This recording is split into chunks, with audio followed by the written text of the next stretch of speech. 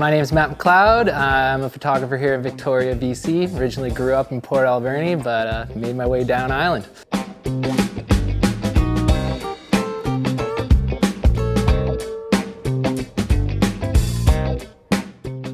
What got me into photography was originally skateboarding. It was the first 2 years before I started getting into photos, it was just skating with my friends, going on adventures, missions around town. And then when I got into grade 10, I went into media class, and that's when I first kind of got an experience with a camera. It was a crappy 35mm camera. We'd get black and white rolls of film from the teacher, and they'd say, all right, go out, take some photos and see what happens. We got to develop all the film ourselves.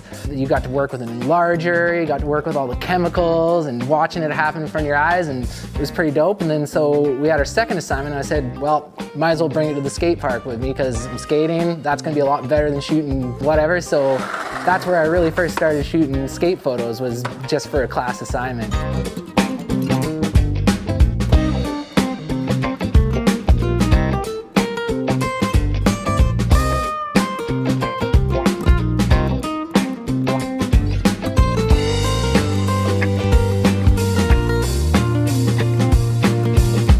So I primarily shoot skateboarding photos. That's kind of what it's always been because I love skateboarding. It's just, how can I stay around my friends skating? How can I capture the crazy shit that they're doing? It's just a moment in time capture that's almost like a time machine. When you look at it, you start to remember certain things you forgot. You start to go down a day that you totally forgot, or a week, and then you remember this and that. So I find that really cool.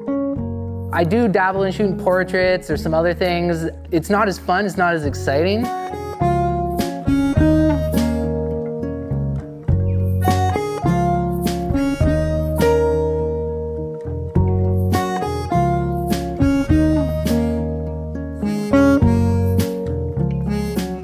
Where I learned it was mainly off of this website called Skate Perception, and it was pretty much an online forum for photographers, videographers, writers. And you could buy, sell, trade, but there was a photography forum where you just post your photos, you get critiques, and you were literally with some of the best pro photographers at the time. I would just spend hours and hours just going through all these forums and either posting a photo and then just having it torn apart. And I just remember the scariest thing in the world was like hitting like post on your post. You're like, all right, well, let's see if people like your photo or not. But that's the cool thing about it, was that they were always, that site was always real. They'd always give you a real opinion, but they were always really supportive and wanted you to get better because everybody just loves skateboarding. I don't know if there's something like that that's out there right now.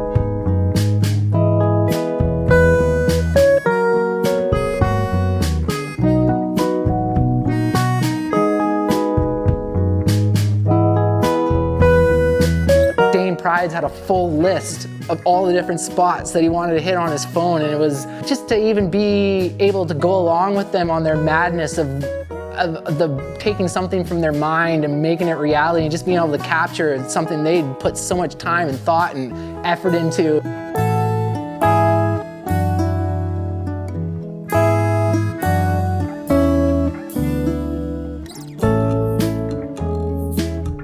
I always wanted photos to be as natural as they possibly can be. I don't want to do too much post-production on them. I don't want to do too much Photoshop. I want the colors to be as close to naturally of what they are when you're seeing it with your eye. Dynamic lighting I've always liked. I've always really enjoyed.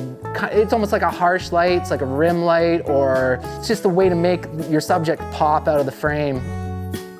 How can you showcase the environment and the spot the skaters picked, and then how can you make them look as dope as And so how do you take what they're doing, because it's already dope, and then make it just like capture it and make sure that you are showing how dope it is.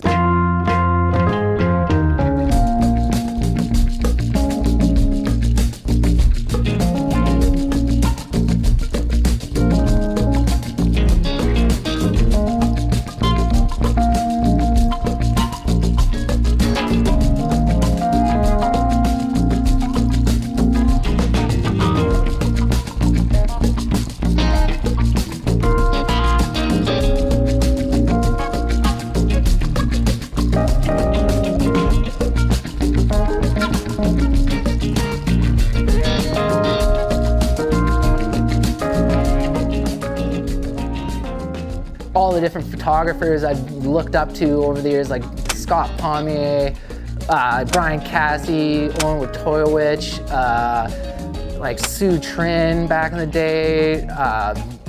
Those were the main ones I'd look to and just draw inspiration from and be like, if I want a photo, it's like, how do they measure up against those guys? And that was always the goal.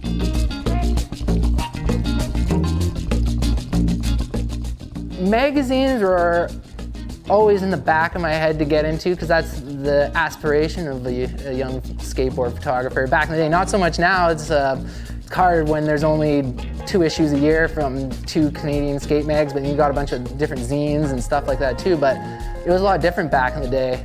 SBC's photo annual, and it would be like how to get a photo published, and it would talk about, oh, okay, well, if you want a higher chance of getting a photo in a magazine, then you should submit an article. You should, like, instead of a standalone, because that has more of an angle. And I was like, oh man, like that would be cool. Like, so I just keep shooting. I eventually saved up for a Nikon FM2N because I remember reading in a magazine that it had 1:250 flash sync, and that's what you needed to shoot with flashes during the day.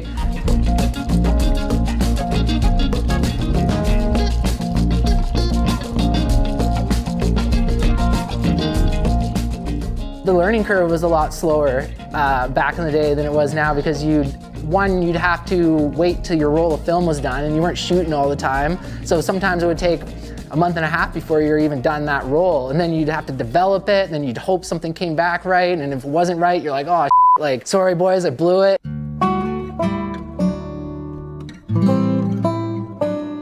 Where it really changed is I remember Jamie Collins put together a natural concept ramp demo at his parents' farm, and I just got my fisheye. When I got it, I put it on my camera and I was shooting like all these dudes like Craig Williams and like Alex Rothbauer and like Lil G and these dudes. This is my opportunity. I'm gonna write up an article about this. These are like good skateboarders. I got some fisheye shots. So that was my first attempt at really getting published. That was like a step in the right direction.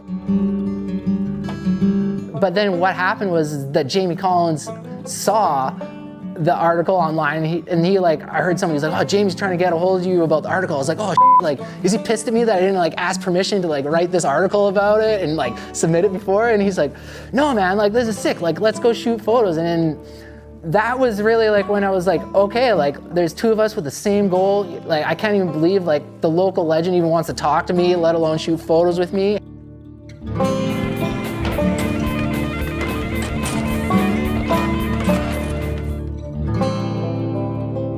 Submitting, getting shut down, submit it again, get shut down. I always remember Brian Cassie was really dope because he'd say no, but he'd always give you some positive feedback. I got in a pretty bad car accident that summer, and it totally just like changed my perspective on life. I was like, I can see where my life is going. I'm like majoring in Canadian history, minoring in English. I'm like, I don't know what the hell I'm gonna do with this. Like, I guess work in a museum, be a teacher, or not that there's anything wrong with those things, but I was like, I can see where this is going. I don't like it. And I was just like, I'm dropping out of university. I'm like, I'm dropping out. I'm going on an adventure. So I moved to Banff with a bunch of my buddies. Went there and I was able to get a job at Banff Photography, where I was shooting basically like family portraits at the top of Lake Louise Gondola, and it was like -25. That really like kind of kept pushing me in that direction. So I moved back to Port after that season. Met up with my buddy Clayton again, and then I met up with Evan and Spencer again. We all moved to Nanaimo, and that's like where like I was around a whole new group of skateboarders and a whole new scene, and people were like really hustling. There was like Martin Maxwell again, like Pat Hooney and like Jay Zemenak. That got me like a little bit closer, and then we were starting to get like online stuff was starting to take off, so like instrumental was also popping, and like I was blessed to like know Jamie and Brando and be like their little bro, and they're just like, let's shoot photos.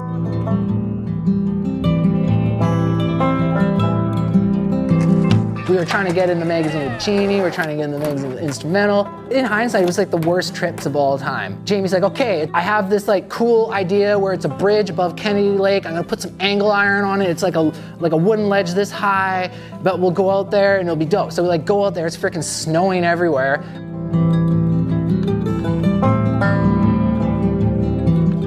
Like Benson's with me and some other dudes are supposed to come, like Benson Wishart, and like nobody's coming out. It's snowing. It's like -3 degrees.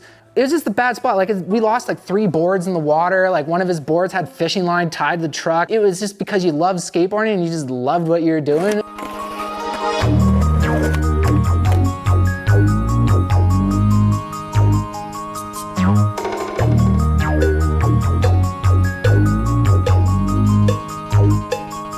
It was snowing out this one like crazy snowstorm in Nanaimo this time. And it was like, I don't know, for Nanaimo, it was like, I don't know, like 2.5 feet of snow or something like that.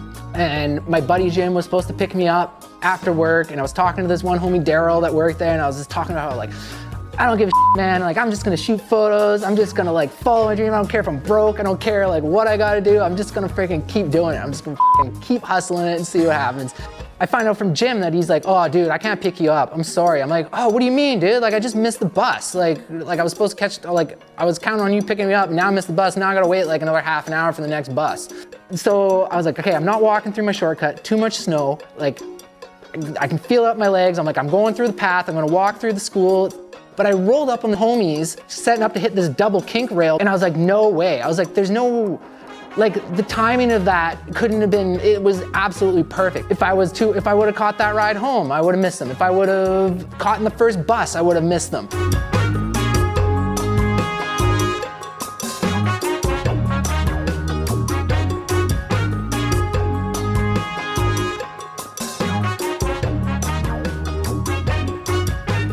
They're like, hey man, like we're shooting the catalog, we're going to No Show tomorrow and we need this catalog done in like 2 days and you have flashes, like are you down to like roll over and like help us with this catalog? And I was like, all right, dope, sure, like why not?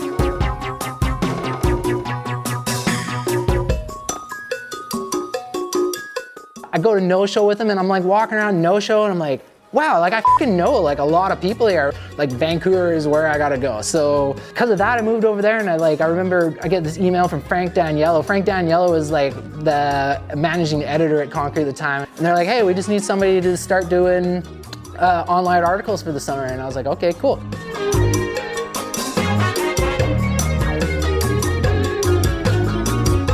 Living in Vancouver, I realized I was like, man, I don't know anything about business. I don't know how I would ever run a media company. I don't know how I'd ever build a media company. I was like, okay, I can either try to learn business on my own through the school of hard knocks, it's trial and error, or I can just go back to school and like try to figure that out. Yeah, and like actually one of the main reasons I moved back to Victoria is because me and my like best friend Clayton Groendyke, we started a media company called F&F Media, and we'd literally just blog about daily skate missions. It was just like trying to be like in the moment skate magazine.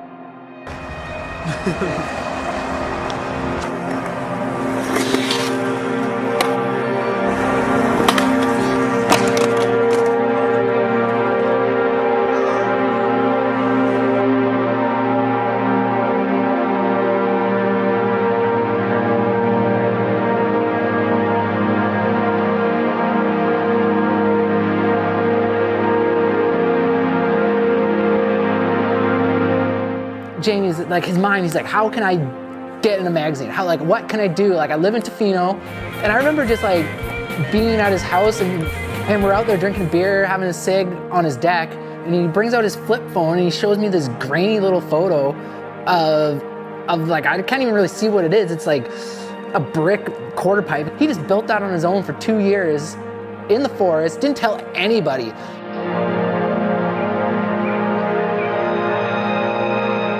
If you look at the photo in the Color magazine, you can see like on the 3-flip that this board grip tape is just so muddy. It's just like wet and muddy. And so we were shooting, we're like, okay, we got to come back later. It's like, we'll come back, we'll reshoot, it'll be drier. Jamie passed away in 2012, and that really just kind of put a damper on things for everybody for a little while. You're not always offered tomorrow, man. It's like, it can go away. Luckily, right after that, Color did a really nice memorial piece for him in the spot, and there was a full online article for the instrumental trip up there with all the homies, and we got to pay tributes and skate it and just do what he had envisioned.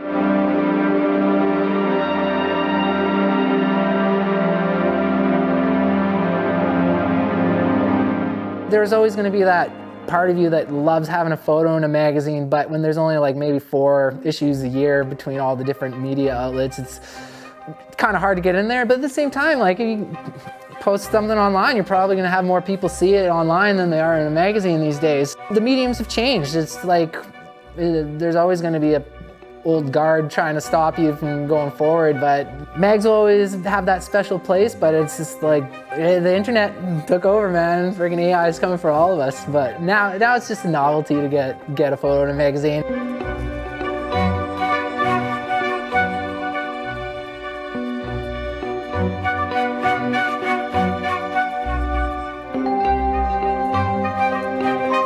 Photos really keep me skating too, because I just love the mission of going out. You never know what you're gonna get when you go out on a mission, but it's just going out there and being blessed to capture the madness that everybody's throwing down. So long story, but yeah, that's the magazine, the magazine trip. First off, I always think about the skater. I'm essentially just shooting the photo for the skateboarder. I want them to be able to look at something that they've manifested, and I want them to be proud of what they did. I want them to look at it and say, yeah, that looks as sick as I thought it was gonna look. As you get older, your memory can only retain so much, so when you have a photo, it's just an instant spark of a really fun time in your life, and that's the main focus, is always the skateboarder. I always want them to look at the photo and be proud of what they did. If it's somebody else that's just admiring a photo, I want it to spark intrigue. I want them to look at it and be like, how did this happen? Like, what is going on here? Why, like what are they really doing? But then I also want them to understand how impressive it is.